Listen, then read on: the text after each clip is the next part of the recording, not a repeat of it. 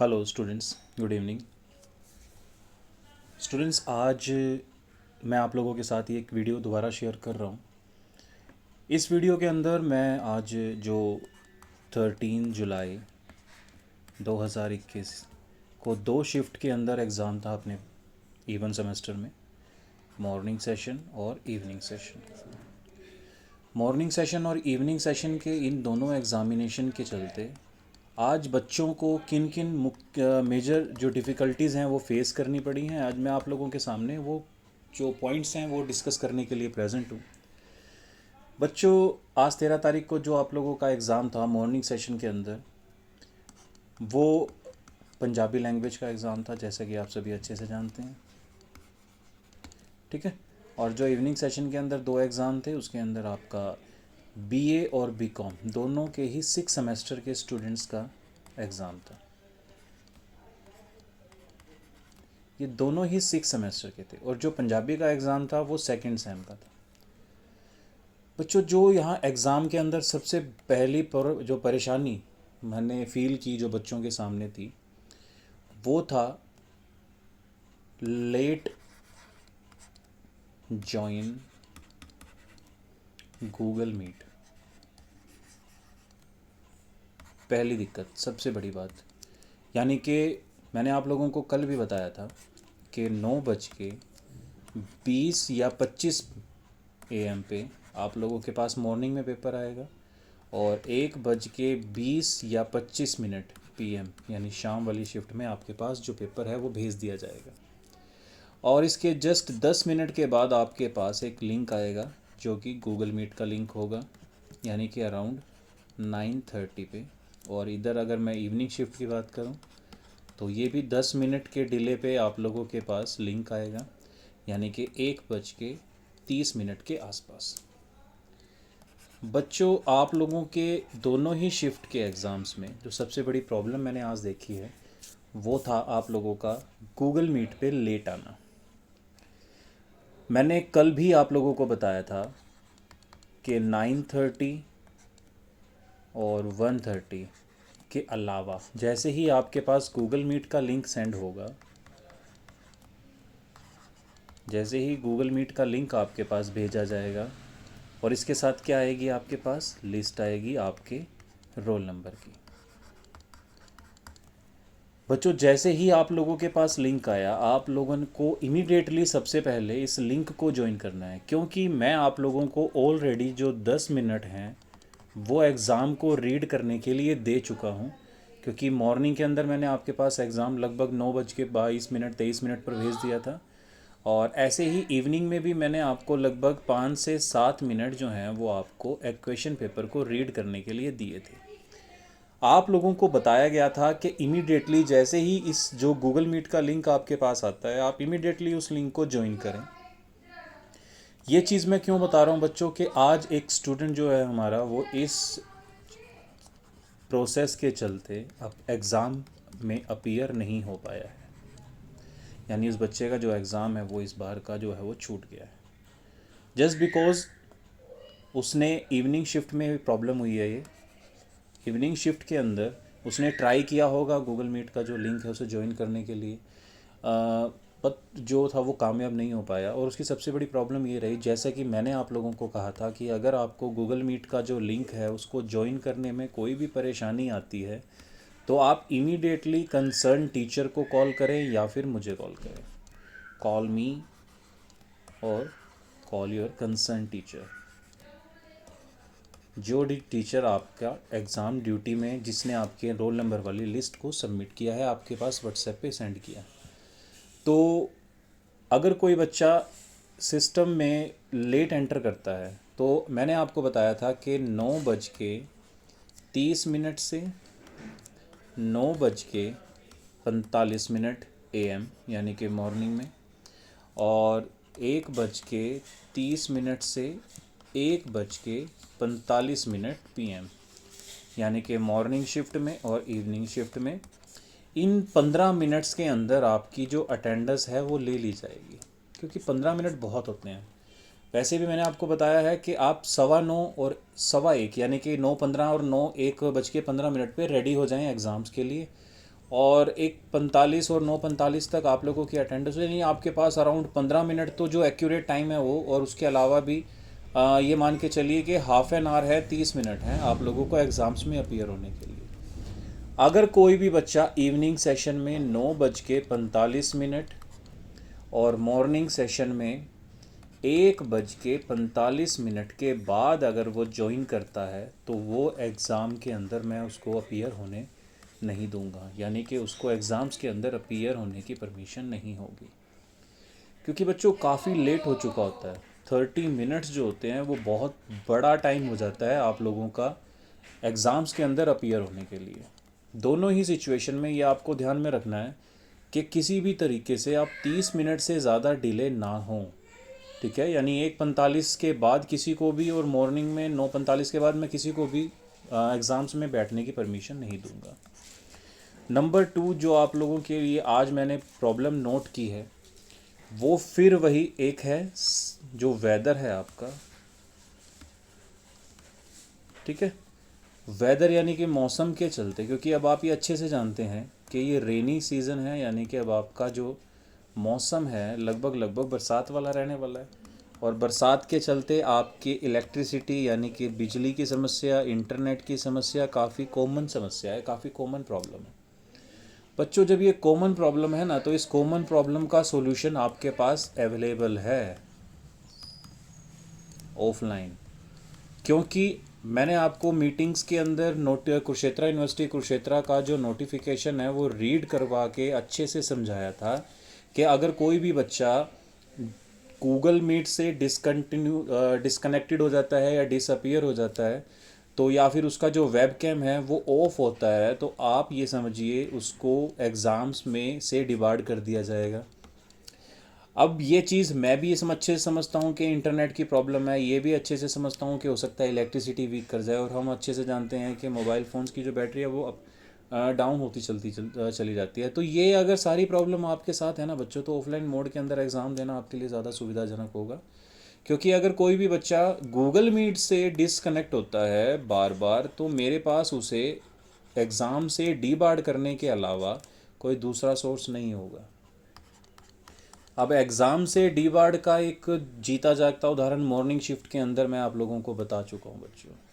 Evening shift के अंदर एक बच्चा जिसका लेट कमिंग की वजह से एग्ज़ाम नहीं हो पाया इवनिंग में, और मॉर्निंग में 2 बच्चे ऐसे रहे जिनके गूगल मीट में प्रॉब्लम नोट की गई, यानी कि उनका गूगल मीट फ्रिक्वेंटली बहुत ज़्यादा इन आउट हो रहा था, कनेक्ट डिसकनेक्ट हो रहा था, कैमरे उनके एक्टिवेट नहीं थे, तो जिसके चलते 2 स्टूडेंट्स को ऑनलाइन एग्ज़ाम से डिबार्ड कर दिया गया है। आप अपने फ्रेंड से कंफर्म कर सकते हैं, मैं नाम नहीं लूँगा यहाँ पे किसी भी बच्चे का, लेकिन ये जो 3 बच्चे हैं इनको ये लॉस हुआ है, ये आप इनसे कंफर्म कर सकते हैं।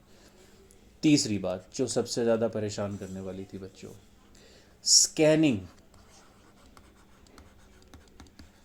जो मैंने आप लोगों को डॉक्यूमेंट स्कैनर के बारे में बताया था, उस डॉक्यूमेंट स्कैनर के बारे में बच्चों मैंने एक चीज़ बताई थी कि अगर आपके पीडीएफ की जो पावर है, यानी पीडीएफ फाइल का जो साइज़ है, अगर वो 20 MB या फिर किसी भी तरीके से 20-22 MB के आसपास तक है, तो भी आप उसे रीसाइज मत कीजिएगा, ठीक है। रीसाइज मत कीजिएगा, आपको मैंने ये कल भी कहा था। अगर हाँ आपकी फ़ाइल का साइज़ जो है वो 25 MB से ज़्यादा है, ठीक है, अगर वो 25 MB से ज़्यादा है बच्चों, तो ही आप उसे रीसाइज करें, अदरवाइज़ उसे रीसाइज ना करें। आज एक केस सामने आया, उसके अंदर क्या हुआ, फ़ाइल का एक्चुअल साइज़ ही 5 MB के आसपास था, और बच्चे ने और छोटा करने के लिए उसे रीसाइज़ किया तो वो 1.7 MB की फ़ाइल रह गई। अब जब 1.7 MB की फ़ाइल उसने अपलोड करने की कोशिश की, तो उसने जो हमारा गूगल फॉर्म का स्ट्रक्चर है उसने उसे फेल्ड दिखा दिया।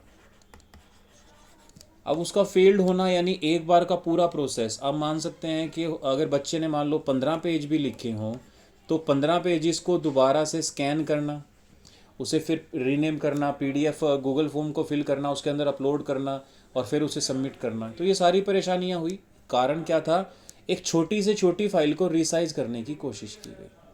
तो कोई भी बच्चा अगर 20 से 25 MB की फ़ाइल होती है तो ही उसे रिसाइज करें, अदरवाइज़ अगर आपकी लेस देन, अगर आपकी 10 MB से कम फाइल है पावर की, तो आप कभी भी उसको रीसाइज मत करें बच्चों, ये आप लोग अच्छे से ध्यान में रखें, नहीं तो गूगल फॉर्म के अंदर आपको अपलोड करने में प्रॉब्लम आ सकती है। फिर एक केस मेरे सामने आज आया, वही file not found. File not found बच्चों, फाइल नॉट फाउंड का मतलब आप जब पीडीएफ को स्कैन करके पीडीएफ को अपनी इंटरनल स्टोरेज के अंदर सेव करते हैं, तो वहाँ पे ये आपको अच्छे से ध्यान रखना है कि वहाँ पर एक ऐसा फोल्डर बनाएं या इस फोल्डर का नाम ऐसा नाम रखें जो आपके फाइल मैनेजर में पहला ना हो। अगर आपके फाइल मैनेजर में पहले किसी भी नाम का फोल्डर है तो उससे मिलता जुलता नाम आप इस एग्ज़ाम वाले फोल्डर का ना रखें, ये भी आपको परेशान कर रहा है। आप चाहें तो अपने एग्ज़ाम का डेट रख सकते हैं, एग्ज़ाम का नाम, पेपर का नाम रख सकते हैं, 4 फोल्डर बन जाएंगे, 4 ही तो पेपर हैं आपके, कॉमर्स के 5 पेपर हैं, तो 4 से 5 फोल्डर बन जाएंगे, उसको बाद में डिलीट कर देना, कोई प्रॉब्लम नहीं है। तो एक केस ये आया बच्चों, ये आपको ध्यान में रखना है कि फोल्डर का जो नाम है वो बिल्कुल सही हो। एक जो प्रॉब्लम मैंने नोट की वो थी कि पीडीएफ बच्चे आप लोग अब भी जो है वो अपने नेम के साथ रीनेम कर रहे हैं। क्या बात, मैंने आप लोगों को जब साफ साफ बताया है कि सिवाय यूनिवर्सिटी रोल नंबर के अलावा आप किसी भी दूसरे सेगमेंट को रीनेम के लिए यूज़ नहीं करेंगे, लेकिन फिर भी बच्चे आप लोगों ने पीडीएफ को अपने नाम से रीनेम किया हुआ है। एक जो सबसे बड़ी प्रॉब्लम आई है बच्चों, वो है आप लोगों के मोबाइल की जो इंटरनल मेमोरी है, इंटरनल स्टोरेज है, उस इंटरनल स्टोरेज के अंदर ऑलरेडी आप लोगों की बहुत सारी पीडीएफ फाइल जो हैं वो सेव्ड हैं, बहुत सारी पहले से पीडीएफ जो हैं वो अवेलेबल हैं। एक केस मेरे पास आया है जिसने बाय मिस्टेक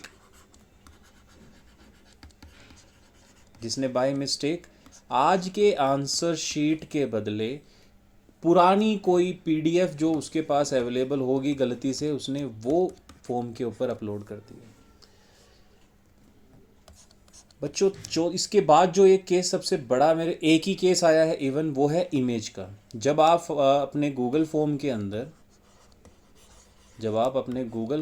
के अंदर अपनी फाइल को सबमिट करते हैं, अपलोड आप लोगों ने कर दिया, अपलोड करने के बाद जैसे ही आप उसे सबमिट करने जाते हैं तो सबमिट करते ही आपके सामने क्या आते हैं, कैप्चा आता है। इसे कैप्चा ही बोलते हैं बच्चों वैसे, और ये कैप्चा कई तरह से आ सकता है। नंबर आया करते हैं, मिक्स अल्फ़ाबेट और न्यूमेरिक नंबर आ सकते हैं, उसके अलावा इमेज आती हैं। और उस इमेज का एक नुकसान ये हुआ कि बच्चे की एक आंसर शीट जो है वो टाइमली डिपॉजिट नहीं हो पाई, और टाइमली डिपॉजिट अगर वो नहीं होगी, यानी टाइमली अगर वो सबमिट नहीं होगी, तो बच्चों फिर आपके पास सिवाय ऑफलाइन के अंदर एग्ज़ाम देने के अलावा कोई दूसरा सोर्स नहीं है। ठीक है, अब मैं आप लोगों को एक बार वो इमेजेस दिखा देता हूँ जो इमेजेस बेसिकली आपके एग्ज़ाम्स के अंदर आती हैं। लुक, इस तरह की चीज़ें आती हैं वो। हालांकि ये गूगल से मिली हुई इमेज है जो मैंने आप लोगों के लिए निकाली है, कई तरह के आ सकते हैं, ये आप लोगों को ध्यान में रखना है बच्चों। जैसे अगर आप लोगों के सामने ये इमेज आती हैं तो आप लोग ये ज़रूर पढ़ें कि ये इमेज किस से रिगार्डिंग है, क्या चीज़ पूछ रहा है वो, बस पूछ रहा है। यानी कि आपको इन 9 फोटोज़ में से केवल वो फ़ोटो सेलेक्ट करनी है जिसके अंदर आपको ये बस नज़र आ रही हो। देखिए फ़ोटो नंबर 1 के अंदर बस अवेलेबल नहीं है, और हाँ बच्चों ये कंप्लीट बस भी नज़र आ सकती है और उसका थोड़ा हिस्सा भी नज़र आ सकता है, यानी कि वो पार्शियली भी विजिबल हो सकती है। यानी उसका कभी थोड़ी खिड़की नज़र आ सकती है, कभी विंडो नज़र आ सकती है, कभी दूर से हल्का सा नज़र आ सकता है, तो वो भी आपको छोड़नी नहीं है। अगर आप उसे छोड़ देंगे तो ये वेरीफाई नहीं होगा। तो ये देखिए फर्स्ट में कहीं भी बस नहीं है, लेकिन सेकंड में बस है। थर्ड में आप इसको जूम करके देखेंगे तो कहीं आपको बस नज़र नहीं आएगी। अगर आपको बस नज़र आ रही है, देखिए यहाँ पे अगर आप जूम करके देखते हैं तो शायद ये बस जैसा नज़र आ सकता है, बट ये आपको चेक करना है कि ये बस है या नहीं। देखिए फ़ोटो नंबर 4 के अंदर बस नहीं है, फ़ोटो नंबर 5 के अंदर आपको बस नज़र नहीं आ रही है, 6 में बस है आपके पास, 7 में बस है, 8 में बस नहीं है, और 9 में भी बस नहीं है। तो जिन जिन फ़ोटोज़ के अंदर बस हैं केवल वही फ़ोटो आप सेलेक्ट करें और वेरीफाई कर दें, सिंपल हो जाता है वैसे ये। पर कई बार क्या होता है, हम बहुत ज़्यादा जल्दबाजी के अंदर गलत फ़ोटो भी सेलेक्ट कर देते हैं। अगर हमने एक बार गलत फ़ोटो को सेलेक्ट करना शुरू कर दिया ना बच्चों, तो फिर वो फ़ोटो आप सही फ़ोटो भी क्लिक करोगे ना तो वो रिप्लेस होती चली जाएंगी। मान लीजिए आपने इस फ़ोटो को क्लिक कर दिया बस के चक्कर में, जबकि ये गलत है, कंप्यूटर को तो पता है ये गलत है। अगर आपने एक बार गलत सेलेक्ट कर दिया, उसके बाद अगर आप सही फ़ोटो को भी सेलेक्ट करोगे तो सही फ़ोटो के सेलेक्ट करने के जस्ट बाद वहाँ पर दूसरी फ़ोटो रिप्लेस होना शुरू हो जाती है। तो आपको सबसे ज़रूरी चीज़ क्या है, केवल वही फ़ोटोज़ को चुनें जिस फ़ोटो के अंदर आपको टाइटल जो दिया हुआ है केवल वही आइटम नज़र आ रही है। ठीक है, चलिए अगली इमेज देखते हैं। इसके अंदर कार्स, देखिए यहाँ पर क्या दी हुई है, कार। तो आज इस बच्चे के पास कम मतलब किस्मत से ये कार ही आई हुई थी। देखिए बच्चों, फोटो नंबर 1 के अंदर यहाँ पे आपको छोटी सी कार नज़र आ रही है तो ये फ़ोटो सेलेक्ट होगी। यहाँ तो क्लियर आपको फ़ोटो नज़र आ रही है, यहाँ पे आपको कार नज़र नहीं आ रही है। यहाँ पे आपको कार नज़र आ रही है, इसमें कोई कार नहीं है, इसमें ट्री है, इसमें कार का देखो बिल्कुल पार्शियल हिस्सा नज़र आ रहा है, बिल्कुल छोटा सा हिस्सा, बाकी किसी के अंदर कार नहीं है। तो आप केवल वही फ़ोटो सेलेक्ट करें जिसके अंदर आपको कार नज़र आ रही है। बच्चों ये जो फ़ोटो होती है ना, ये आप सेलेक्ट नहीं करें। और सेलेक्ट करने का भी तरीका होता है, आप किसी भी फ़ोटो को लॉन्ग प्रेस मत करें। ये आप अच्छे से ध्यान रखें कि आप किसी भी फ़ोटो को लॉन्ग प्रेस ना करें। अगर आप लॉन्ग प्रेस करते हैं तो ये एक अलग पॉपअप यानी एक अलग एक तरह से जो पेज है वहाँ पर ओपन हो जाती है। आप सिंपल सिंपल क्लिक करें जो जिसमें आपको नज़र आती है। तो एक ये कार वाला ऑप्शन है जो उसके अंदर बेसिकली आता है। ठीक है, एक ये बाइसिकल्स आती हैं। अब ये बाइसिकल्स हैं, ये आपको ध्यान में रखना है ना कि ये बाइसिकल हैं। आपको केवल वही फ़ोटो सेलेक्ट करनी है जिसके अंदर आपको क्या नज़र आ रहे हैं, क्या नज़र आए आपको, सिर्फ साइकिल नज़र आए। ठीक है, इसके अलावा और कोई भी फ़ोटो सेलेक्ट ना करें जिसके अंदर साइकिल नज़र ना। देखिए इसमें साइकिल का पहिया नज़र आ रहा है, आपको पूरा साइकिल नज़र नहीं आ रहा लेकिन आप इसे सेलेक्ट करेंगे। यहाँ पर ये एक और साइकिल नज़र आ रहा है। ठीक है, इसके अंदर आप जूम करके देखें क्योंकि थोड़ा ये ब्लर फोटो है जो मेरे पास है। यहाँ पे ये साइकिल नज़र आ रहा है। आई एम श्योर डेफिनेटली इस फोटो में भी साइकिल होगा और यहाँ पर कोई भी साइकिल नहीं है। तो आप जिन जिन के अंदर साइकिल नज़र आए केवल वही फ़ोटो सही तरीके से सेलेक्ट करें। हाँ, ये थोड़ा सा इम्पोर्टेंट है बच्चों, ये बड़ा परेशान करता है। मैं आज आप लोगों को ये सारा इसलिए बता रहा हूँ क्योंकि बार बार परेशान ना हो आप लोग। अब फायर हाइड्रेंट जो होता है बच्चों, ये एक तरह से आग को बुझाने के लिए पानी के फुवारे होते हैं या पानी का पाइप होता है, फायर हाइड्रेंट इसे बोला जाता है। और ये फॉरेन कंट्रीज़ के अंदर बहुत अच्छा कंसेप्ट है। ये हर मोड के ऊपर अमूमन ये देखने को आपको मिल जाता है। तो फायर हाइड्रेंट ये है, देखिए ये आपको नज़र आ रहा है। ठीक है, ये ऐसा पाइप आपको, ये यहाँ पर भी फायर हाइड्रेंट है, यहाँ पर आई थिंक नहीं है कोई, यहाँ पर भी नहीं है, ये हाईवे है, और यहाँ पर भी नहीं है, आई थिंक यहाँ पर भी नहीं है, और ये तो वाटर का वैसे भी नज़र आ रहा है। तो जहाँ जहाँ आपको ये फायर हाइड्रेंट यानी कि आग बुझाने वाले पाइप जो धरती के अंदर लगे होते हैं वो नज़र आए तो उसे ही आप सेलेक्ट करें, उसको वेरीफाई करें, आपकी जो इमेज है वो सबमिट हो जाएगी। फायर हाइड्रेंट हो चुका है आपका, बसेस हो चुके हैं, और क्रॉस वॉक है बच्चों। एक बार और देख लेते हैं, ये भी आप लोगों को थोड़ा सा ध्यान में रखना है बच्चों। क्रॉस वॉक का मतलब पता क्या होता है? क्रॉस वॉक होती है जेब्रा क्रॉसिंग। ठीक है, ये देखिए ये ऑलरेडी फोटो सेलेक्ट करके आपको दिखाया हुआ है। क्रॉस वॉक का मतलब होता है जेब्रा क्रॉसिंग, ये जो वाइट पट्टियां जिससे निकलकर पैदल आदमी जो हैं वो सड़क पार करते हैं, जेब्रा क्रॉसिंग। तो यहाँ पे केवल वही फोटो सेलेक्ट करें जिसके अंदर आपको जेब्रा क्रॉसिंग नजर आ रही है। क्रॉस वॉक का मतलब क्या होता है? एक तरह से जो पैदल सड़क पार करने के लिए वाइट पट्टियां बिछाई गई होती हैं उन्हें जेब्रा क्रॉसिंग या फिर क्रॉस वॉक जो है वो बोला जाता है।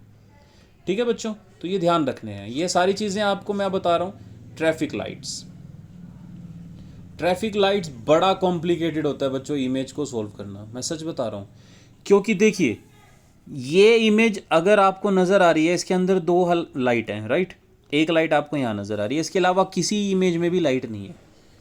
लेकिन कई बार ऐसा होता है कि लाइट का एक हिस्सा जो है वो हल्का सा ऊपर वाले इमेज में भी आ जाता है। तो अगर ऐसी सिचुएशन हो ना तो बच्चों ये वाली फ़ोटो भी सेलेक्ट होगी, ये ध्यान रखना।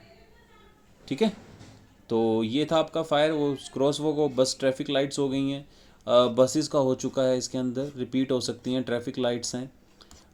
बेसिकली मुझे तो ऐसा लगता है कि कई बार यही आती हैं बार बार रिपीट हो के। अगर कोई भी नहीं आती है तो मैं देख लेता हूँ, शायद आपको उसमें भी जैसे मोटर बाइक है बच्चों, हाँ ये फ़ोटो देखिए एक बार आप। मोटर साइकिल्स हैं बेसिकली, यहाँ मोटर बाइक नहीं है। सो मोटर साइकिल के नाम से तो इसके अंदर मुझे कोई भी नज़र नहीं आ रही है, ये कोई बाइक तो है नहीं, ये तो जनरली ट्रक है। ठीक है, तो इसमें भी नहीं है कोई, बाइक आ भी जाएगी तो भी देख लेंगे। हाँ, ये वाली इमेज देख लीजिए एक बार, ये भी थोड़ा सा ज़्यादा इंपॉर्टेंट सा ही है, क्योंकि मैं बताता हूँ ना, ये पिछली बार भी यही दिक्कत हुई बच्चों को, और जब भी उन्होंने इस तरह की इमेजेस को साथ टैकल करना उन्हें पड़ा, उन्हें बहुत सारी परेशानियों को देखना या काफ़ी सारी परेशानियाँ उन्हें फेस करनी पड़ी। देखिए क्रॉस वॉक, हाँ ये फ़ोटो एक बार मैं आपको थोड़ा समझाता हूँ। देखिए क्रॉस वॉक तो एक दिया हुआ है, ठीक है, एक फ़ोटो है, लेकिन अब देखो इसके अंदर किन किन इमेज के अंदर आपको ये नज़र आ रहा है। इसके अंदर कोई नज़र आ रहा है वाइट पट्टी? नहीं। इसके अंदर नहीं, इसके अंदर नहीं, इसके अंदर नहीं। इसमें नज़र आ रही है? बिल्कुल आ रही है। इसमें नज़र आ रहा है ना ये हिस्सा, तो ये भी सेलेक्ट होगी। इसमें कहीं है? नहीं है। इसमें भी नहीं है। इसमें नज़र आ रहा है, इसमें है, इसमें है, और इसमें भी छोटा सा हिस्सा नज़र आ रहा है, तो ये भी सेलेक्ट होगा। ये भी है, ये भी है, ये भी है, बट ये देखिए इसमें भी है, तो ये सारी फ़ोटो सेलेक्ट होंगी, चाहे उसका छोटा सा हिस्सा ही क्यों ना हो। जब भी आप इस तरह के बच्चों चीज़ों से टैकल करते हैं तो आपको ये ध्यान रखना होता है कि भाई आप इन इमेजेस को स्किप करके आगे नहीं बढ़ सकते। और सबसे बड़ी बात, आप इन्हें एक तरीके से रोंगली सेलेक्ट नहीं कर सकते हैं। अगर आप इन्हें रोंगली सेलेक्ट करेंगे तो भी बच्चों आपकी जो फाइल है वो सबमिट नहीं होगी। आज जो परेशानी एक बच्चे की फ़ाइल सबमिट नहीं हुई है, उसका मेन रीज़न ये इमेजेस थी, ठीक है।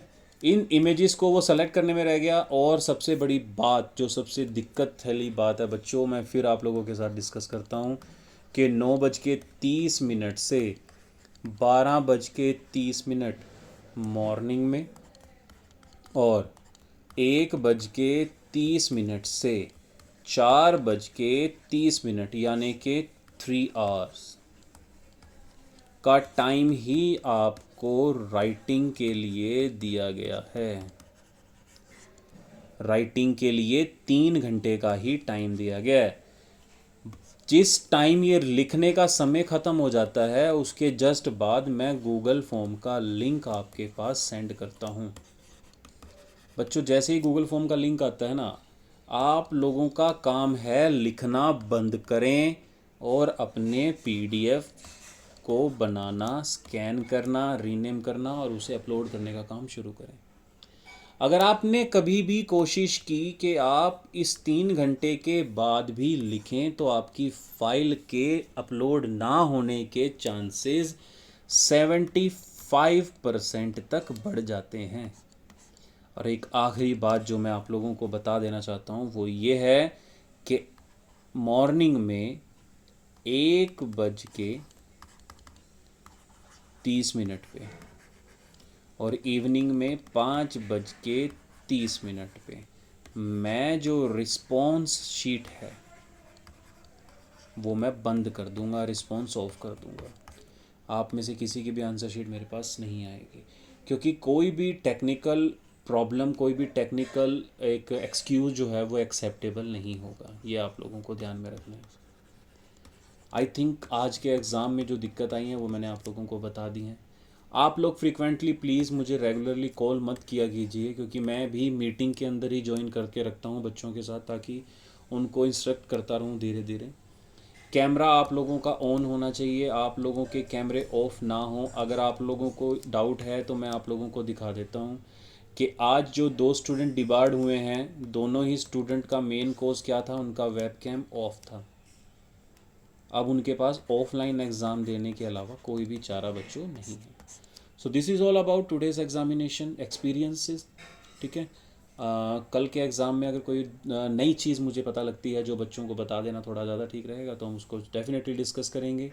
Till then student, take care, all the very best. कल आप लोगों के मैथ्स का BA 4th सेमेस्टर का एग्जामिनेशन है in morning session, so get ready, ठीक है स्टूडेंट्स।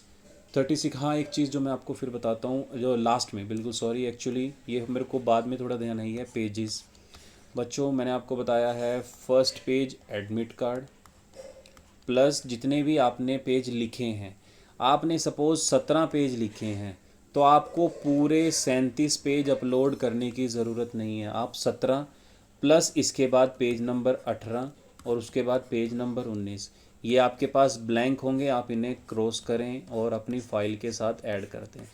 सिर्फ एक एडमिट कार्ड ज़रूर हो, 17 पेज जो आपने लिखे हैं वो, और जितने भी पेज आपने लिखे हैं उसके अलावा 2 पेज एक्स्ट्रा क्रॉस करके आप अपनी PDF सेंड कर दें। तो इस हिसाब से जो PDF भेजोगे आप, जितने भी पेज आपने लिखे हैं +2 + 1 यानी 3 पेज एक्स्ट्रा जोड़ लीजिए। अगर आपने 15 लिखे हैं तो 15 में 3 ऐड कर देंगे तो ये हो जाएगा आपका 18। तो केवल 18 पेजेस की फाइल ये अपलोड करें। किसी ने 20 लिखे हैं तो 23, किसी ने 25 लिखे हैं तो 28, किसी ने 10 लिखे हैं तो 13। 2 खाली ब्लैंक साइन क्रॉस हुए और उसके बाद एक आपका एडमिट कार्ड, ये ज़रूर अपलोड करें। ठीक है, 37 पेजेस आप वेस्ट मत करें क्योंकि अगले पेपर में आपके काम आ सकते हैं। सिर्फ सीरियल नंबर का ध्यान रखें कि आपकी आंसर शीट में से कोई भी जो पेज है वो सीरियल नंबर के अकॉर्डिंग मिस ना हो।